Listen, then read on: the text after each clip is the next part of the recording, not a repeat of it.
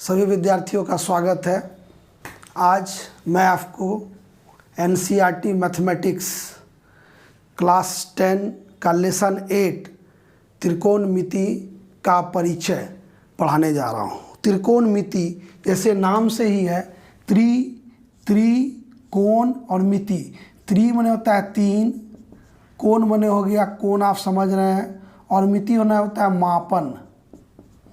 तो तीन कोणों का मापन, यानी यहाँ पे त्रिकोणमिति में हम लोग त्रिभुज के कोणों और भुजाओं की लंबाई से संबंधित हम लोग मापन करते हैं। कोणों और भुजाओं के बीच के संबंधों का हम लोग जो है मापन करते हैं। तो यहाँ हम लोग क्लास 10 तक हम लोग त्रिकोणमिति में सिर्फ समकोण त्रिभुज के बारे में ही पढ़ रहे हैं।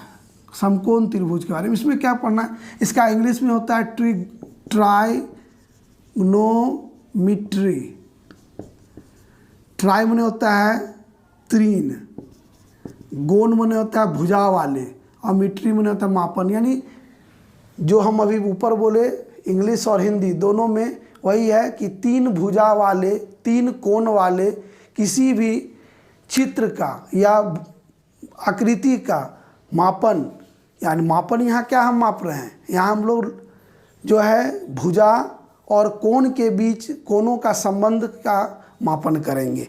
तो अगर मान लेते हैं ये समकोण त्रिभुज है, ये यहाँ पे समकोण है, इसको का कोण ये मान लीजिए ए बी सी कोण लेते हैं। तो ए के सम्मुख को भुजा को एक छोटी ए से सूचित करते हैं, इसकी लंबाई को, यानी कहने करते हैं बी सी जो लंबाई है इसको ए कहते हैं। बी के सामने वाला भुजा को बी कहते हैं, यानी कि ए सी को बी कहेंगे, और सी के सामने वाले भुजा को स्मॉल सी से डिनोट करते हैं, हम लोग दर्शाते हैं।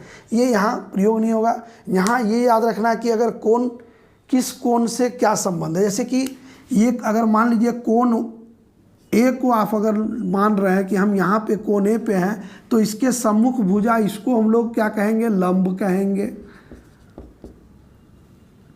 जिस पे ये कोण बना हुआ है उसको आधार कहेंगे, और समकोण के सामने वाला भुजा को हरदम हम लोग कर्ण कहते हैं, इंग्लिश में हाइपोटेन्यूस।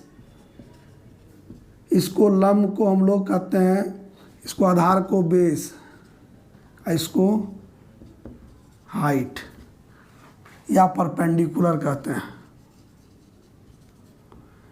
ठीक है, तो ये लंब और आधार कोण के हिसाब से बदलता है। अगर अभी आप कोण ए ले रहे हैं तो ये लंब है, लेकिन अगर आप क्या कर रहे हैं, यहाँ पे कोण सी ले रहे हैं,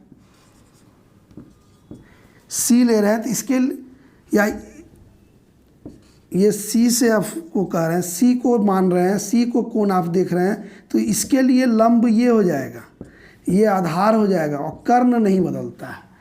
हम लोग पढ़े थे पाइथागोरस प्रमेय में कि लंब का कर्ण का वर्ग बराबर होता है लंब का वर्ग जोड़ आधार का वर्ग।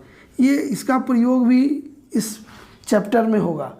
मान निकालने में, लंबाई कर्ण या आधार कहीं निकालने में इसका प्रयोग होगा। तो इस सूत्र का भी हम लोग उपयोग करेंगे यहाँ पे।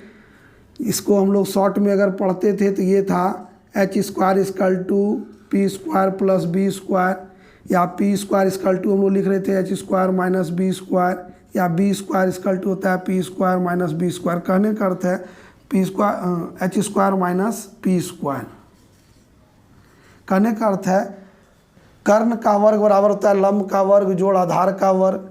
अगर लंब निकालना होता है तो हम लोग क्या करते हैं, कर्ण के वर्ग में आधार का वर्ग घटा देते हैं। अगर आधार निकालना होता है तो कर्ण के वर्ग में लंब का वर्ग घटा देते हैं। तो ये यहाँ पे, अब यहाँ पे क्या हम लोग संबंध है कोण और भुजा में, तो इसमें है साइन,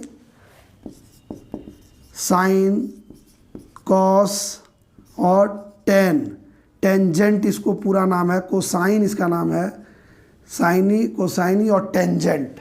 तो साइन, कोसाइन और टेंजेंट क्या है, तो अगर साइन जो है वो क्या है, अनुपात है। लंब और कर्ण के अनुपात को हम लोग कहते हैं साइन।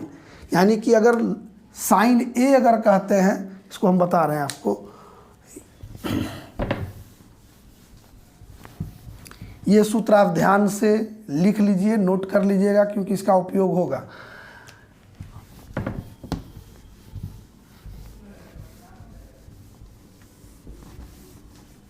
अब चलिए इस पे आ जाते हैं। हम लोग साइन क्या बोले, साइन जो है वो लंब और कर्ण के अनुपात को हम लोग साइन कहते हैं। कोसाइन जो है आधार और कर्ण के अनुपात को कहते हैं। और टेंजेंट जो है वो लंब और आधार के अनुपात को कहते हैं। तो देखिए सब आ गया आपका, मैंने तीनों भुजा और तीनों कोण का अनुपात है, साइन ए,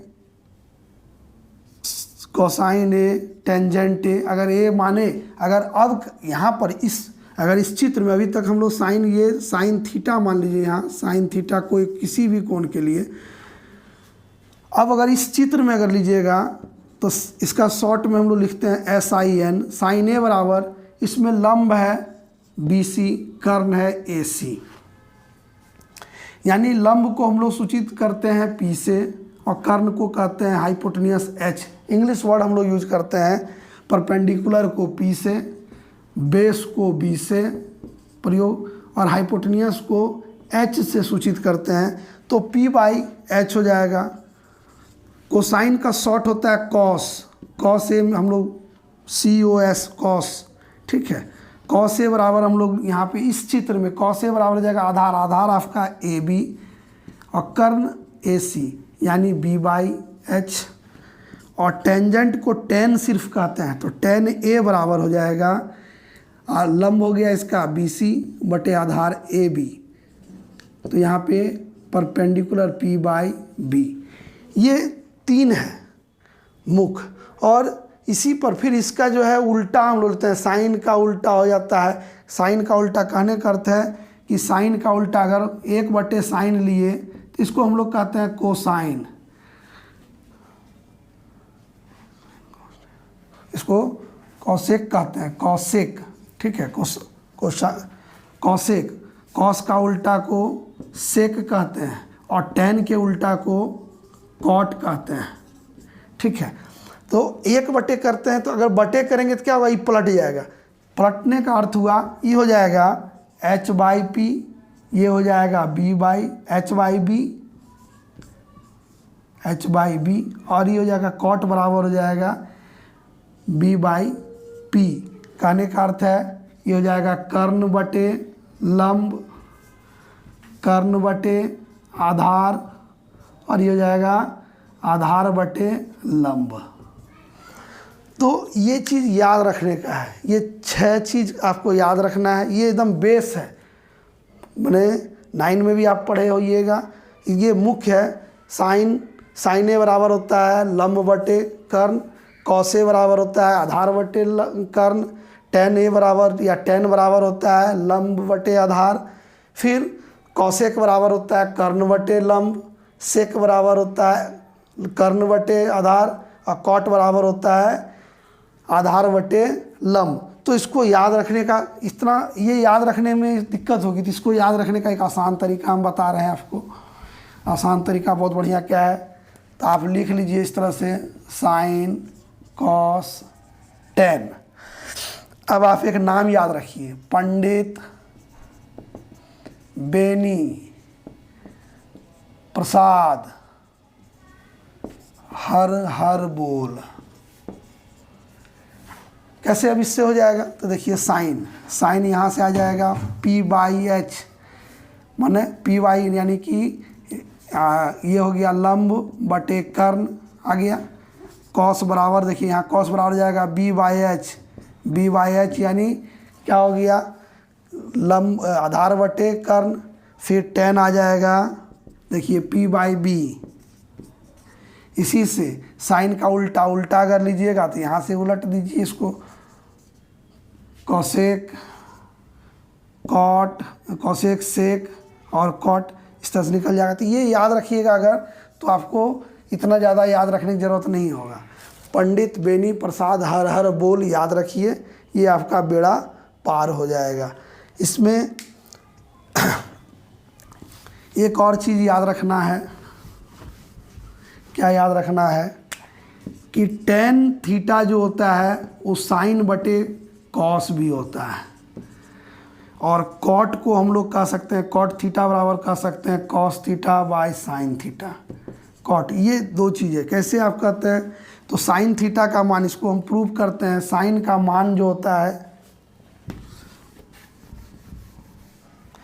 साइन थीटा बराबर आप जानते हैं पी बाई एच भागा कॉस थीटा होता है बी बाई एच, भाग दिए ये बड़ा, यानी पी बाई एच गुना एच बाई बी, कट के देखिए हो गया पी बाई बी। तो ये संबंध दोनों जो है स्थापित, ये इतना चीज़ आपको पढ़ना है एक्सरसाइज 8.1 बनाने के पहले। 8.1 हम अब बतलाते हैं, सवाल बना के दिखलाते हैं, इसमें एक दो सवाल बताते हैं इस वीडियो में। तो प्रश्नावली 8.1 का पहला सवाल है, सवाल आप देख पढ़ चुके होइएगा बुक में, और हम पढ़ के सुना रहे हैं कि त्रिभुज ए बी सी में जिसका कोण बी समकोण है। तो सबसे पहले सवाल बनाने के पहले आप त्रिभुज बना लीजिए, ये आसान होगा। त्रिभुज बनाइए, क्या करा, कोण बी समकोण है, जहाँ समकोण है वहाँ बी लिखिए, उसके बाद ए बी सी अलग जगह दे।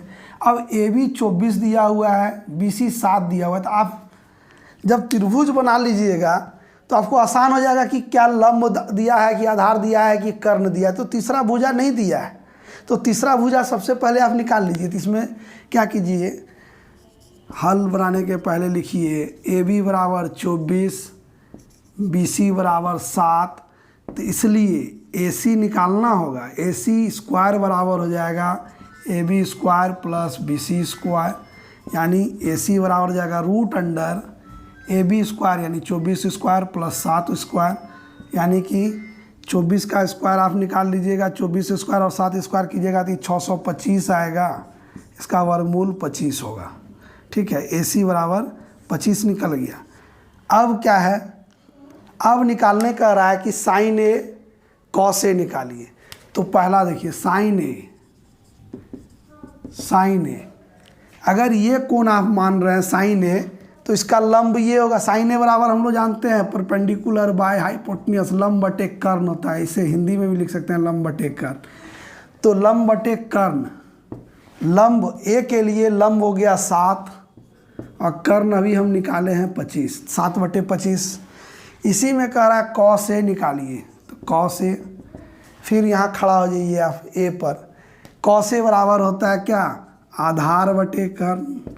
आधार कौन सा है, ए के लिए आधार हो गया ए बी, यानी यहाँ इसका मान रख दीजिए ए बी बटे कर्ण होगा ए सी, यानी कि कॉस ए बराबर, ए बी का मान कितना है जी 24 और ए सी का मान 25, ये निकल गया। पहला सवाल आपका हो गया। दूसरा सवाल में कह रहा है साइन सी। अब देखिए कोण बदल गया, हम अभी बोले थे, पढ़ा रहे थे, जब बताए थे कि जब कोण बदलता है तो लंब और आधार भी बदल जाता है। अब इस कोण को अगर आप मान रहे हैं सी, तो इसके लिए लंब ये होगा, यानी लंब बटे कर्ण अगर लिखिए तो इसके लिए लंब हो जाएगा ए बी। अभी इस सूत्र में था वो आधार, इस क्वेश्चन में, और इस क्वेश्चन में हो गया लंब, और कर्ण तो जो का वही रहेगा, कर्ण नहीं बदलेगा। तो देखिए ना साइन सी के लिए ये हो गया लंब और ये कर्ण, तो लंब हो गया 24 और कर्ण है 25। अब इसी तरह कॉस सी निकालना है, कॉस सी होता है क्या, आधार बटे कर्ण। ये सूत्र याद कर लीजिए बाबू, बहुत काम देगा। आधार, अब इसके लिए आधार कौन होगा, तो बी सी होगा, बी सी बटे ए सी, बी सी का मान 7 बटे 25। क्या देख रहे हैं दोनों सवाल में आप, दोनों सवाल में देखिएगा, इसका साइन ए बराबर 7 बटे 25, तो इसका कॉस सी बराबर 7 बटे 25। इसका कॉस ए का मान 24 बटे 25 था, तो इसका साइन सी बराबर 24 बटे 25। उलझन में नहीं पड़िएगा, क्वेश्चन स्पष्ट हम बता चुके हैं कि कोण जब बदलेगा तो उसका क्या होगा कि आधार और लंब भी बदलता है। तो फिर अब दूसरा सवाल हम लिखते हैं, फिर बताते हैं। प्रश्न संख्या 2 में कह रहा है आकृति 8.13 में चित्र दिया हुआ है पी क्यू आर, इसका क्यू जो है समकोण है, पी क्यू दिया हुआ है आपको, हल लिखिए यहाँ दिया है, दिया क्या है, पी क्यू बराबर दिया है 12 सेंटीमीटर और पी आर दिया है 13 सेंटीमीटर। तो समझ में आ गया कि एक भुजा नहीं दिया है, कर्ण दिया वही नहीं दिया, तो इसको निकालना होगा। क्यू आर आप निकाल लीजिए। तो इसमें दिया हुआ है क्या क्वेश्चन, आकृति में tan p minus cot R का मान ज्ञात कीजिए, tan p और कॉट आर को घटा के। तो क्यू आर निकालने के लिए क्या करेंगे, क्यू आर बराबर हो जाएगा पी आर का वर्ग माइनस पी क्यू का वर्ग, यानी कि 13 का स्क्वायर माइनस 12 का स्क्वायर, यानी रूट अंडर 160 माइनस 144, यानी कि 25 का रूट, यानी ये 5 आ गया। क्यू आर निकल गया। अब हमको निकालना है क्या, cot tan p minus cot R. tan p यहाँ पे खड़ा है, tan p यानी लंब इसके लिए हो जाएगा, tan p बराबर हो जाएगा क्यू आर बटे P Q minus cot R. Cot के लिए यहाँ खड़ा है तो आधार बटे लंब होगा, तो Q R minus P Q. अब मान रख दीजिए आप, क्यू आर का मान कितना है भाई 5 बटे पी क्यू कितना है, क्यू आर 5 और पी क्यू 12, सेम चीज़ है 5 बटे 12, इसको घटाए तो 0 आ जाएगा, तो इसका मान 0 आया। तो प्रश्न संख्या 1 और 2 हम बताए। आप लोग थ्योरी को जो 6 गो सूत्र है उसको, उसके बाद पाइथागोरस का जो सूत्र था कर्ण का वर्ग बराबर लंब का वर्ग जोड़ आधार का वर्ग, उसको याद कर लीजिए।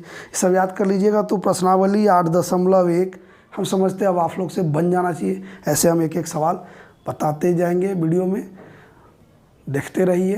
धन्यवाद।